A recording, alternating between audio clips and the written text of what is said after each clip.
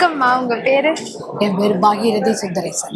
Okay, நீங்க எத்தனை வருஷமா டிஎன்சில ஒரு பார்ட்டா இருக்கீங்கம்மா? நாங்கள் வந்து 2019 மடிப்பாக்கத்தில் ஆரம்பித்தோம். ஓகே. அதில் வந்து ஃபஸ்ட்டு நாங்கள் தான், என்னுடைய ஹஸ்பண்ட் நானும் தான். ஓகே. அது இனாகுரேஷன் போயிருந்தோம். சூப்பர். அங்கே தான் நாங்கள் ஆரம்பித்தோம். ஓகே. ஃபஸ்ட்டு அதுலேருந்து இப்போ 2019 இப்போ நான் வரிசையாக இது வரைக்கும் நாங்கள் சீட்டு போட்டுருக்கோம். சூப்பர் சூப்பர்மா.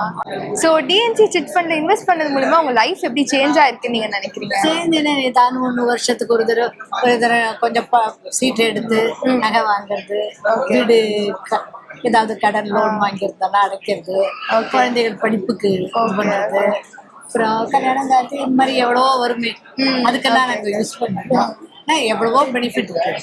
இப்போ ஒரு சிட் ஃபண்ட் நிறுவனம் மூலியமா சேவ் பண்றது உங்களுக்கு எவ்வளவு ஹெல்ப்ஃபுல்லா இருந்துச்சு? அதை சீட்டு போட்டுடுறோம், அதை நாங்கள் அதை வச்சே இது பண்ணிடுறோம்.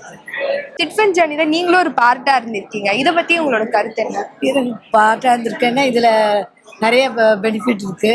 ஓகே. ஒரு சந்தோஷமாகவும் இருக்கு. ஒரு சேர்க்குறோம், பைசா சேர்க்குறோம், அதை நம்ம குழந்தைகளுக்கும் பைசா சேர்க்கறதுக்கு. இப்போ ஒரு 100 ரூபாய் சம்பாதிக்கிறோம், ஒரு 50 ரூபாய் அந்த சீட்டை சேர்க்குறோம். இது அந்த காலத்துலேருந்து நாங்கள் அப்படி தான் பண்ணிடுவோம்.